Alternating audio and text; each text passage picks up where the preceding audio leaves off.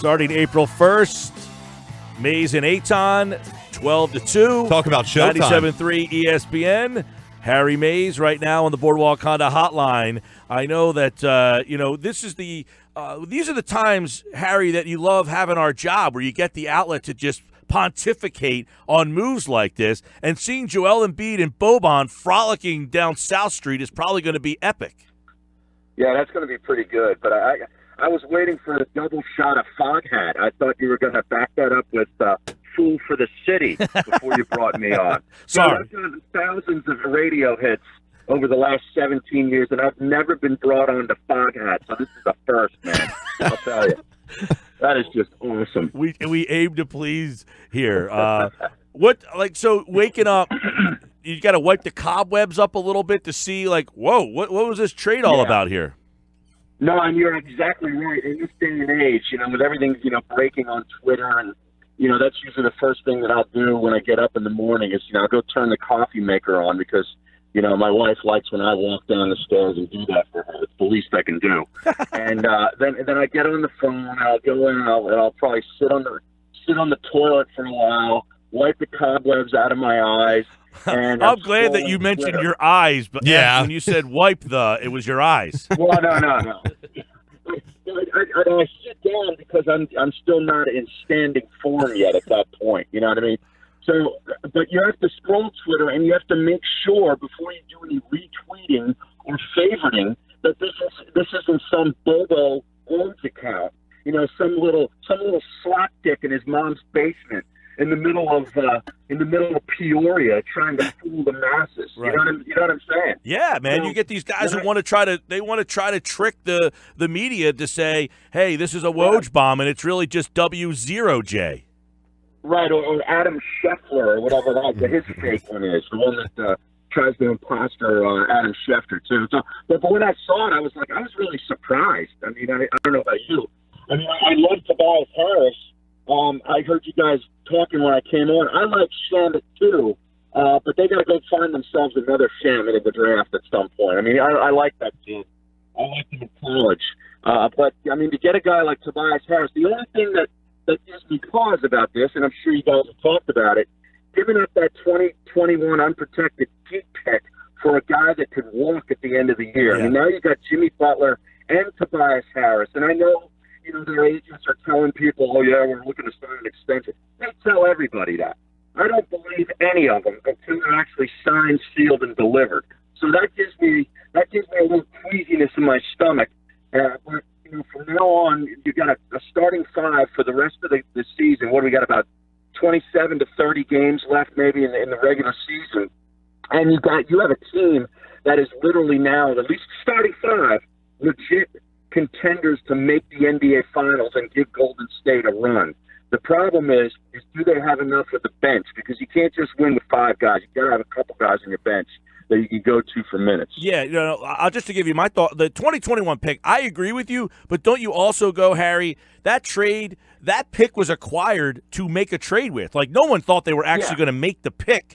People thought they were just getting another asset so they can get another player of this magnitude. Right, and I agree with you. The problem is this guy could walk. It'd be nice to know that I have it at least for another year or two, where I can sit here and say, hey, we got something. That pick turned into something great because this guy's a top 30 player in the league. He's a stretch four that can hit the three. He's really developed that three-point shot over the last 3 seasons or so. And he's athletic. He's a good, decent defender. He's not a great defender, but he's a decent defender. And he can run the floor, and it just gives you a legit guy to play next to Embiid. At the four position. Did you know, I saw this on Twitter today, he's got the fourth most three-point shots made in the last 2 seasons behind Steph Curry, Klay Thompson, and Buddy Hield. Those three. Yeah. And then Tobias Harris. Pretty good company. Yeah, that's pretty good company. And I know Buddy Hield was great at that in college and has really started to come into his own in the NBA now, too. But, yeah, that's really good company. And you think about it, you can look back over, he really developed that shot while he's an NBA player. He didn't come out of Tennessee as a great three-point shooter. Here's the other thing you got to wonder about him. This is like his fifth team. How does a guy like this get bounced around so much. I always scratch my head about that when you see guys in the NBA that have been on 4 or 5 teams. You're like, man, this guy's got talent. Yeah, he was in a weird trade with Orlando. Was J.J. Redick a part of that deal? Like where the two of them, and both, I think every time that he got traded, the team that ended up trading him looked back at it and say, what the hell was I doing? But immediately you're right. regretted it. Why do that is why. Michael Lee brought this up. This is the 5th different team he's been on. Yeah, he's been with Orlando, might have drafted him. He's been with Detroit. He's been with Milwaukee, the LA Clippers, and now the Sixers. I feel like he's had a similar progression as Jimmy Butler. Like Butler's the guy who's come on late, where he really developed with the Bulls. No one really thought of him as an all-star, and all of a sudden he becomes this elite player. Tobias is starting to get into that category where he's bounced around. He's a great guy to have on your team, and now all of a sudden this year the guy's a stud, an all-star. Yeah, and now you're like, is there character issues like some say there are with Jimmy Butler? I think that's a little bit overblown. I think Jimmy Butler's just one of these guys that really holds teammates, coaching, his coaching staff accountable and wants to win, and he's a little bit of a difficult personality. I don't think he's a bad teammate. I think that's really overblown, and there's a group of fans in Philadelphia that have already been convinced that he is, Dr. Evil, and we got to get rid of Jimmy Butler, which I think is stupid. Yeah. Yeah, and here's another thing, Harry. They give up Shamet, who we all like, the 2021 pick, who everybody was like, I was excited by. I look at the trade as Harris for Shamet and the 2021 pick. And then the secondary trade of Chandler and Muscala for Scott and Boban, and then you have the pick, the 2020 pick, which is lottery protected, and then the 2s. I think they wiped the floor with L.A. Now, I get what L.A.'s doing. L.A.'s trying to be bad, and now they're trying to get movable contracts. Chandler's movable, Muscala's movable. But in terms of the trade player for player like that, I mean, the 2020 pick is your pick. It's lottery protected. So if for some reason you're bad, you're going to get the pick. Mm-hmm. And if you're not in the lottery, that pick's not going to be significant. Yeah, and that pick's worthless. Right. Then the 2-2s. The funny part is when Hinkie would make a trade and get a 2, people would bitch. Oh, all you got back is a 2. Now people are bitching that you traded 2 2s. Yeah. To me, they won the deal going away. Yeah, I agree with you. And when you break it down like that, it makes a lot of sense. Mike Scott was a Temple recruit. He signed to go to Temple to play for John Chaney, and then Chaney retired, and they couldn't re-recruit him. He ended up in Virginia. Just a little side note, for Scott. But yeah, and this Boban guy, I know he's a personality. I don't really know so much about him as a player, except that they just needed somebody. They just needed a body to be able to come in and give 8 to 10 minutes maybe to spell Embiid. So this guy can do it. I'll tell you what. He's you remember Murasan from the Bullets? Yeah, wasn't that the guy that did basketball, did very good to me or something? Yeah. Some crazy advertisement years ago. Yeah, he was. But this guy is Murasan. Exactly, Georgie Murasan. But Boban, he's 7'3". He's a legit rim protector. He's a legit how many rebounds last night could the Sixers not get because Embiid was just flat out exhausted because he had to play 42 minutes? Boban's getting those rebounds. If he plays 15 to 18 minutes, it's a difference. He's a guy who can score and rebound and rim protect. The problem is he's so big and lumbering, he can only play 15 to 18 minutes. I don't know if you're a fan of the stat per 36, but his per 36s are like he averages like 30 points and 15 rebounds per 36. He is in fact, Michael Lee said he was the most efficient player in NBA history. The problem is he can't play that many minutes because of his size. He's a good passer, too. Okay, yeah, all those guys that come from the other side of the world, these big men, they just seem to be very gifted passers. You notice that there's so many big men that come from Europe and all over every other country in the world that they just know how to pass. They seem to have an innate ability of knowing where their teammates are going to be. It's crazy. Yeah, they have soft hands. They just have their basketball IQ, right, Harry, is just very high. And one thing that I'm keeping an eye on, I don't want to say I'm concerned for because that's not the case, but I'm curious to see how this plays out now. All eyes for me personally are on Brett Brown.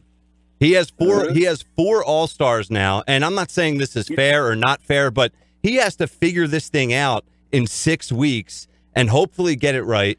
Keep Jimmy happy, keep Embiid happy, figure out a way to get Tobias involved, figure out his rotations, which we all know he's struggled with from time to time. So I kind of want your thoughts on that, and what's your confidence level in Brett, and are you keeping an eye on that? Yeah, I'm definitely keeping an eye on that. I mean, I like Brett Brown. I think we all like Brett Brown. But it seems like I've sort of become a thinker of that Brett might be this kind of guy that can be a head coach for a very young, neophyte team where he can nurture guys. But once he gets talent, a talented roster, and some of the guys grow up and they don't need the nurturing anymore, can he coach? And that's really the question that I have right now with him, and it's still totally unanswered. I mean, it's to be determined. But you're exactly right. There's 27 or some odd games left in this regular season where he's got to figure that out. Get into the playoffs, win an easy first round series, and then he's going to have a pretty good opponent in the second round. Whether it be a Boston or a Toronto, a team like that he's got to prove that he can beat. Because if he's got this roster and he can't get to the Eastern Conference Finals, he's got to go. Here, the interesting thing for Brett Brown here, he had maybe the worst roster of all time, and now maybe one of the best starting fives in the league. I mean, he had 5 guys out on the floor before that had no business being in the NBA, and now he's got 5 guys as a starting unit that, Harry, you could pick out nightly a guy on this Sixer team that could score 30. I mean, Redick, Embiid, Simmons, but they could all score 30 in a game. All 5. Yeah, you're absolutely right. How badly did they need Redick last night? Last night's game was so frustrating, too. And the trade has overshadowed the talk of the game, the foul call on Shamet. That Shamet gets called for that foul. It's an outrage. And the way they came out so uninspired after getting beat in Sacramento, having a couple days off to come back home and get ready for a statement game against Toronto, who wasn't, sitting 3 of their guys or had 3 of their big guys hurt. They had 1 guy hurt last night that didn't play. But the last time they played Toronto, the last time they played Toronto, I don't think anybody played. So this was a good night to really make a statement. They come out flat, and I call the coach out for some of that, but also call the players out for that too. This whole thing about last game of a road trip for a team and then the first game back from a road trip is BS. Yeah. We got to stop giving excuses for these guys. These guys travel like kings. It's not like you, me, and Shane are schlepping down to Atlanta, in a Spirit Air flight, with the guys that's sitting in front of you, we're in your face. You got no place to put your knees. These guys travel like kings. It's outrageous that we give them a break for that stuff. But that's the problem. I mean, I don't want to say problem, but it is the problem, Harry. And that's where I turn to Brett Brown, and it's a little bit on the players. And that's why this trade just magnifies everything even more for me. We were talking about this yesterday before this trade went through, the acquisition of Jimmy Butler, how now it essentially makes it win now. But then there's a whole group of people saying, well, this team's still young. The coach is still young. Give it time. No, but the front office, and they just solidified this today with this trade, it is win now with this team. And you have key players who maybe not ready to win now. Well, yeah, I mean, experience is a big deal in the NBA. I get that. But, I mean, I think Embiid's ready to win now. I mean, don't you? And outside of his talent is right. His talent is, but his experience. I mean, even last night we saw it. He's getting doubled in the post. He has no idea what to do or how to handle those situations. And I'm not essentially criticizing him. We've seen every great player, every great superstar struggle in big moments, struggle in the playoffs early in their career. Sometimes it takes guys 3, 4, 5 years of failure before they're able to get over the hump. Yeah, that's fair. But now Embiid, when he gets doubled, he's going to, look around and he's going to starting lineup on the floor. He's got 4 other guys that can really all go make a play. I mean, Ben gets to the rim whenever he wants to. JJ comes off a screen and can hit a 3 from just inside half court. You got Tobias now who can do many different things. So, there's so much available, and Jimmy Butler too. So, I'm so psyched to start watching this game. Well, and that's interesting because when they lost Covington, people didn't like Covington because he was so inconsistent with the shot. And then you always heard he's a great defender, and then he would be in the playoffs getting exposed because he's really the only guy they got. But they were missing a guy like Covington. Harris kind of gives them that 6'9" guy that can shoot. But one thing Covington couldn't do, he couldn't put the ball on the floor a little bit. No. And I think he couldn't finish at all. Right, and Ben, I think, was really struggling with finding that second guy because people were taking JJ away. So Ben's trying to drive, and he used to kick it out to Covington, who was seemingly always there.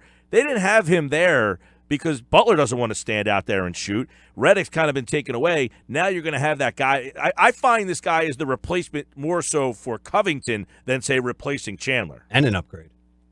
Massive upgrade. Yeah, right. You're both right.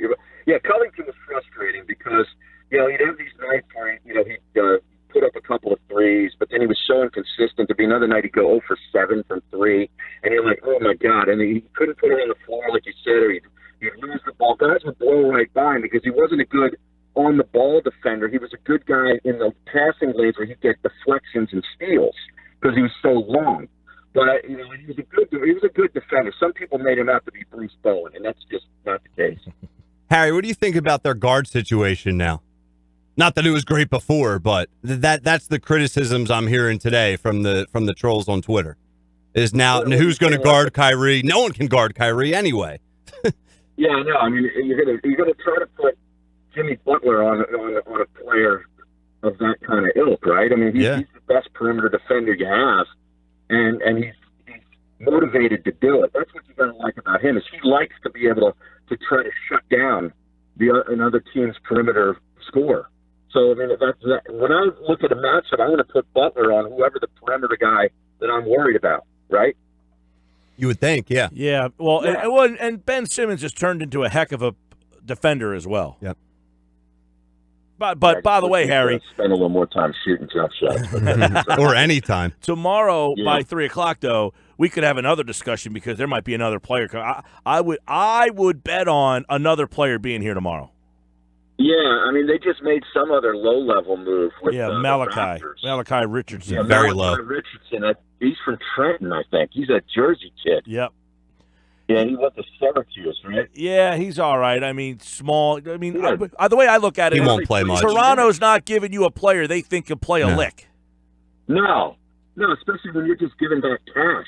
Exactly. So I don't really understand what that move's for. Well, I think they need a guard for Friday night. Is it just a body to throw, seriously throw on the bench against the Nuggets? They had 8 yesterday. The only guard they will have Friday night, if everybody, is McConnell. TJ.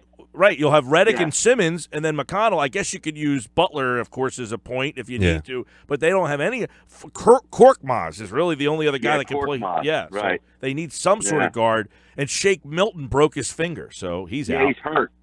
Yeah, he's hurt. Yeah, this whole thing with Foles, and you heard Brett Brown yesterday, I took from what he said that they're not expecting anything out of Markelle Fultz the rest of the year.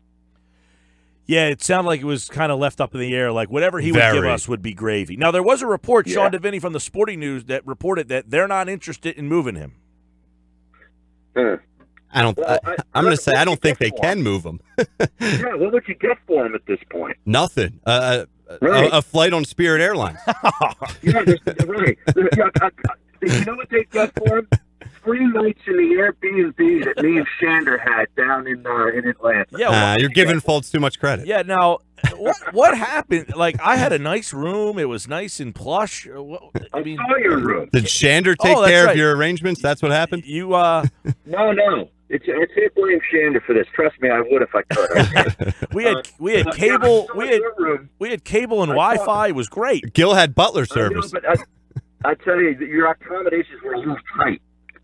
That was a tiny room. Oh, our room? Yes. Well, yeah, I mean, I need a little space. Yeah, well, we weren't there very much. I mean, it was just to kind of lay our heads, but we had cable and internet. Who'd you share a room with, Gil? Yeah. Grayson. Okay. Yeah. Let me tell you. And he clogged the toilet. Yeah, you didn't it's a shocker. You didn't hear. No, not me, Grayson. Oh, he double-decked it. He put it in the tank. Yeah, and the best part is he left it there and told, like, basically I told the guy at the front desk, hey, he left it there? Well, he was like getting ready to go cover the Rams that day. So he said, oh, by the way, the toilet's clogged. And I was like, so I guess. Good luck with that. So it made you look like you did it. Exactly. So I go downstairs. I tell the guy at the front desk, "Hey, man, the toilet's clogged, and there's a surprise for the guy in there." So the guy comes up to fix it, and there I am sitting there waiting for the guy to fix it. So he fixes it, and he says, "Oh, it should be all good now, sir." All right, now I'm ready. So I use it. Next thing you know, clogged again. I No way. Back downstairs and tell the guy, "Hey, man, toilet's clogged again." You did such a great job the first time. But we were close. Greetings from Atlantic City. Yeah. But we were close to the Georgia Congressional. By the way, Harry and I went to the College Football Hall of Fame. I really wish we had more time for that. Yeah, I wish we did too. I mean, it was cool. I mean, I'm glad I found that other room though, that other floor. Yes. Because you and I were up in the one exhibit where we were looking at. You were looking at your West Virginia guys, and I was looking at Paul Palmer, the only player representative from Temple. And then we're looking around. We're like, "Is this it? Like, this is it?" And then I found another floor that had all this other stuff on it. Look at this. There's a whole other floor down here. Yeah. It was like amazing. Yeah. The best is, so we pay to get in there. It's like $20 or whatever. Yeah. They give you a Chick-fil-A chocolate chip cookie. Jeez, there's just Chick-fil-A everywhere. Huh? Everywhere. The Chick-fil-A owns it. Chick-fil-A owns the Hall of Fame, I think. Yeah, they own the whole Okay. place. So they give us the cookie. Harry indulges in the cookie. Of course. The gentleman came right up to him and said, "Sir, you can't eat in here." They're giving you cookies you can't eat? Right. Yeah. What the heck's that? It's the dumbest thing ever. Yeah. It's like going to the bar and you get a beer and you can't drink it. Hey, sir. You drink it. Yeah, it makes no sense. But overall, so that was your first time down there on Radio Row. Yes, first ever Super Bowl Radio Row. Yeah, Wow. I've done some Final Four stuff, but that was the first time it was Super Bowl. It was a great experience. I appreciate you guys for putting me down there. It was awesome, and I can't wait till Miami. Yeah, I'm looking forward to that. I'm also we're all looking forward to April 1st to hear Mays and Eitan 12-2. They will bring some entertainment and this hard-hitting talk that we just had here. Could you imagine today, 12-2, if the Sixers made this trade? Ooh, man. Oh, yeah. And Foles, by the way, now does Foles walk in with a cashier's check and say, "I'm out"? Yeah, I think he had to. It's not one of these things. Some fans are thinking, well, they're not going to really make him pay it. Yeah, they are. Yeah, I think he's already had to pay it. No, apparently he's already. I've read that he's already paid it. Yeah, that's right. It had to be done today, I believe, and maybe that was part of the reason why they gave him that $1 million for the bonus that he just almost achieved. Remember, they gave that to him a couple of that's right. ago. It's like, we're going to give this to him, but he could end up paying it right back. And then in addition to another $1 million. So now he buys his freedom in quotes because now they can just slap the franchise tag on him, can't they? Yes, that's the next step is to slap the franchise tag on him. Now, McMullen last hour said with the franchise tag, he doesn't think they'll be able to trade him because no one's going to want to pay $25 million. Well, do you have to pay $25 million? Can't you just acquire him and give him a new deal, like your own deal? No, like take the 25 and say, that's we'll what I pay you asked him. 40 for 3 years. Do you have to? No, I said to McMullen, do you have to, they can't just rip that up and start over. Like, that's the contract that they're picking. Once you trade him, the contract goes with them. So you're paying Nick Foles $25 million for 1 year. Jeez. Yeah. By the way, A lot. I tweeted at you the other day about, Fowler's my favorite. Ricky Fowler. Yeah, Ricky Fowler is my favorite. Yeah. He got hosed in that call at the Waste Management, but he persevered. Yeah, he did, because he didn't make that ball move. He didn't do anything to make that ball move after he had placed it. So I thought giving him an extra penalty stroke was BS. I mean, I don't know. The rules of golf are insane. But I'll tell you, I was impressed because he has done this so many times, and you as a fan, you're watching him every week. He's had so many opportunities to close out golf tournaments, and he always seems to have a hole where there's a double or a triple he throws up, just the wackiest stuff, and he never can come back from it. He came back from it this time. He birdied 15 and 17. Grace hit his ball in the water like an idiot on 17. I don't know why you use driver there when you've got the lead and you've got water beyond the hole and to the left of that hole is beyond me. But he put it in the water, and Ricky ends up making 2 birdies and wins it. He shows me he has some teeth in his stomach now. So maybe this is the Fowler that is going to be able to close out a major golf tournament. I hope so. And by the way, April 1st, Harry and Eitan will be Masters Week, right? Yeah, that is Great timing. I believe. Perfect. I And think so. we got to have your show live at a golf course somewhere. Get on board. Oh, we do. Get the sellers on board. Mm. Let's get these guys out on location. All As right, man. long as it's close to my house. All right. Harry Mays, everybody. At Harry Mays TU on Temple. Listen for him right here, April 1st on 97.3 ESPN. All right, man. Thanks. Hey, great talking to you guys.